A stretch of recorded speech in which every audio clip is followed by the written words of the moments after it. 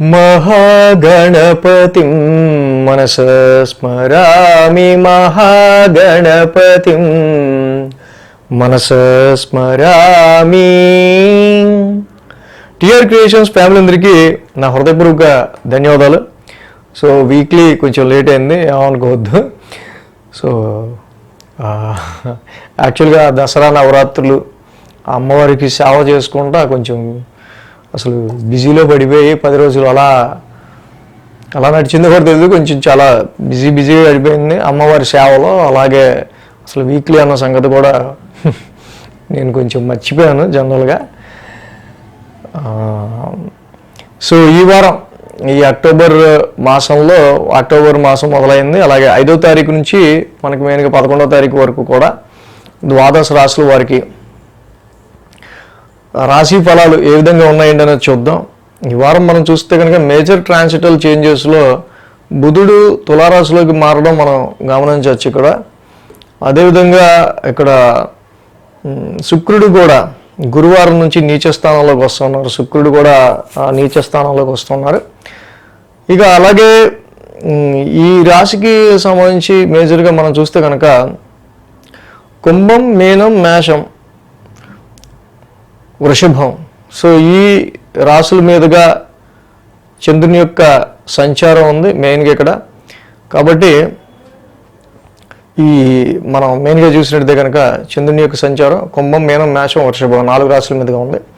ఇక శని రవుల సంసప్తం వాళ్ళు జరుగుతూ ఉంది. ఇది మేజర్గా మనం తీసుకోవాల్సిన విషయం. గురువు గారు మిథున రాశిలో ఉన్నారు, సింహరాశిలో కేతువు, అలాగే కన్యారాశిలో రవి, శుక్రుల యొక్క సంచారం, తులారాశిలో కుజ, బుధుల యొక్క సంచారం నడుస్తూ ఉంది. రాహు కుంభరాశిలో ఉన్నారు, శని మీన రాశిలో సంచారంలో ఉన్నారు.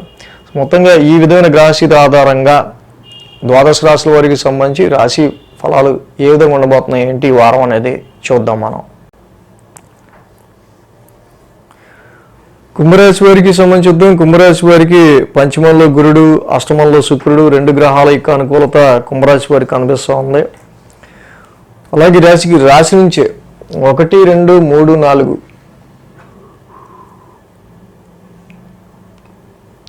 సో 4 స్థానాల మీద చంద్రుని యొక్క సంచారం ఉంది. ఆదివారం బుధ, గురు 3 రోజులు కూడా కుంభరాశి వారికి అనుకూలంగా ఉంది. ఈ రాశి వాళ్ళకి మేజర్గా ఇక్కడ రాశి నుంచే రాహు యొక్క సంచారం ఉండడం, అలాగే చంద్రుని యొక్క సంచారం ఉండడం వారం ప్రారంభంలో కొన్ని సందర్భాల్లో ఏదో తెలియదు కానీ మనకి కొంతమంది డిటాచ్ అవుతున్న ఫీలింగ్ ఎందుకో తెలియదు కానీ మనకి ఒకళ్ళ మీద కొంచెం డిటాచబుల్ సిచ్యువేషన్స్ రావటం కానీ, అది బిజినెస్ పార్ట్నర్షిప్లో అయినా వెరీ క్లోజ్ పర్సన్స్తో అయినా కొన్నిసార్లు ఈ రకమైన డిటాచ్మెంట్ ఫీలింగ్స్ అనేవి కుంభరాశి వల్ల అంటే very near and dear very close persons కొంచెం డిటాచ్ అవుతున్నట్టు, కొంచెం దూరం అవుతున్నట్టు ఇలాంటి పరిస్థితులు ఈ కుంభరాశి వాళ్ళకి జనరల్గా నడుస్తూ ఉంది. సో కాబట్టి అలాంటి వాటి విషయాల్లో అంటే నిజంగా మనకి చాలా క్లోజ్ లేకపోతే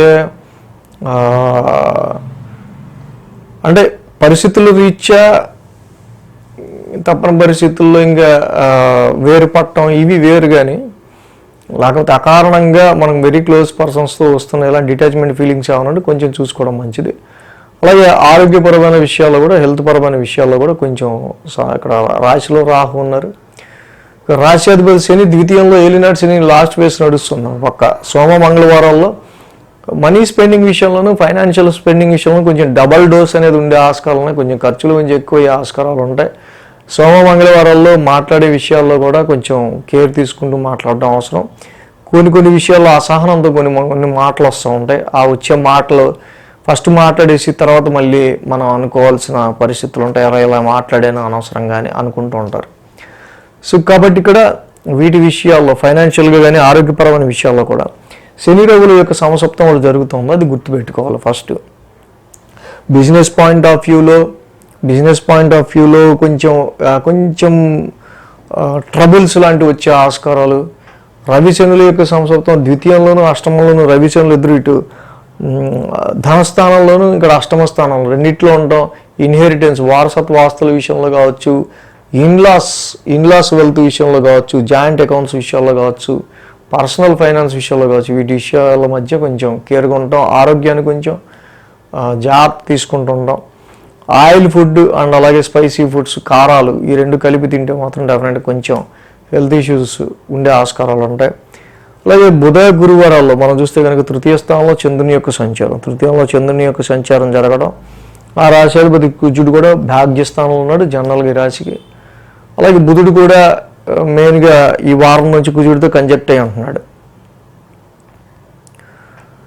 సో కాబట్టి మెయిన్గా ఈ రాశికి సంబంధించి భాగ్యస్థానంలోనే కుజుడి యొక్క సంచారం కూడా ఉండడం కొంచెం ఏదైనా సరే కుజబుద్ధులు ఇద్దరు కూడా పెద్ద అంతా యోగించే గ్రహాలేం కావు. ఎక్కువ స్ట్రెస్ని, ఎక్కువ తలనొప్పిని క్రియేట్ చేస్తూ ఉంటాయి, ఎక్కువ మోర్ స్ట్రెస్ని క్రియేట్ చేస్తా. సో వారాంతానికి శుక్ర శనివారాల్లో మనం చూస్తే కనుక చతుర్థ స్థానంలో చంద్రుని యొక్క సంచారం ఈ రాశికి వెరీ పవర్ఫుల్ ప్లానెట్ శుక్రుడు. యాక్చువల్గా నీచ రాశిలోకి వెళ్ళి ఉన్నారు, ఇక్కడ అష్టమ స్థానంలో నీచపడి ఉంటున్నారు. సో నీచలో శుక్రుడి యొక్క సంచారం అనేది జరుగుతూ ఉంది కాబట్టి ఈ రాశి వాళ్ళకి ఫిక్స్డ్ అసెట్స్ కావచ్చు, ఎడ్యుకేషన్, ప్రైమరీ ఎడ్యుకేషన్ కావచ్చు, హైయర్ ఎడ్యుకేషన్ కావచ్చు, పేరెంట్స్ హెల్త్ కావచ్చు, ఇలాంటి వాటి విషయాల్లోనూ. అంటే రవి అష్టమ స్థానంలో నుండి శుక్రుడు కూడా నీచిపడి ఉన్నాడు అక్కడ.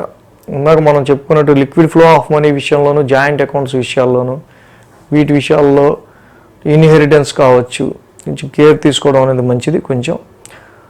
సో అలాగే ఈ ద్వితీయంలో ఉన్న శనికి వాక్స్థానంలో ఉన్నారు కాబట్టి నీలాంజన సమాభాసం చదువుకోవటం, భాగ్యస్థానంలో కుజుడికి సుబ్రహ్మణ్య కరావలంబ స్తోత్రం చదువుకోవడం, సుబ్రహ్మణ్య స్వామిని దర్శించుకోవడం, అష్టమ రవి దోషానికి కేజుంపవు గోధుమలు, రెడ్ క్లాత్ ఆదివారం దానం ఇవ్వటం, శివాలయ దర్శనం చేసుకోవటం చాలా మంచిది. ఈ వీడియో కనుక మీకు నచ్చినట్లయితే లైక్ చేయండి, షేర్ చేయండి.